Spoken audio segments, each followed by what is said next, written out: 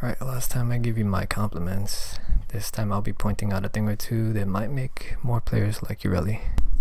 Alright, first, I think people like yareli more if there was an augment for her K drive Marilina to like not be on.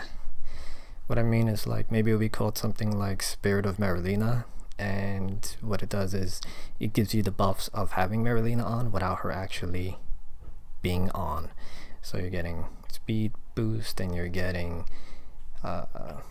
damage reduction, but you're not actually on the K drive. I think some players will like her a lot more if that was the case. As for her passive, getting the buff to pistol, I think it's a good idea, because just like how you get, the reason you guys made is because no one's really using pistols, so you want to get some pistols out in the game, people playing diversely, not just everybody doing the same thing. I get it. So I don't disapprove of that. I'm not gonna knock that.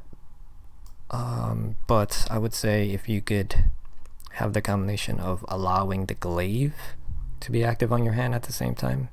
I know you don't really want that, but if she's on her K drive, I can use the glaive anyway to block some shots sometimes, unless that's a glitch.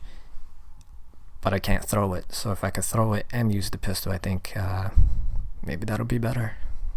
The problem with her height, like when I first saw you guys making yareli, I assumed she was gonna be a little kid, and that would adjust for her being on a K drive and being in normal maps, because it looks like your head is gonna hit the top of the door.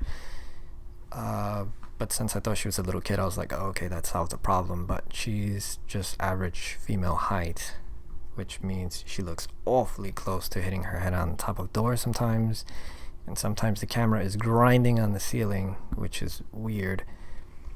I don't know what you guys would do to fix that, because you can't change every map height in the game to adjust for her. That doesn't make sense.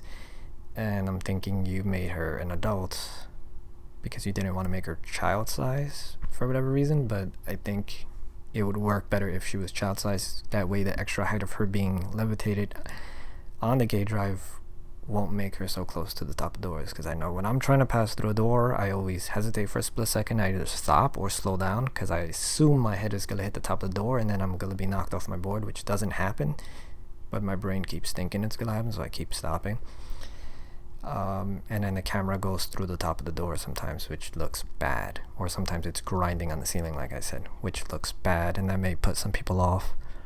But I don't know what you guys would do about it, unless you make her little, which I don't think you will.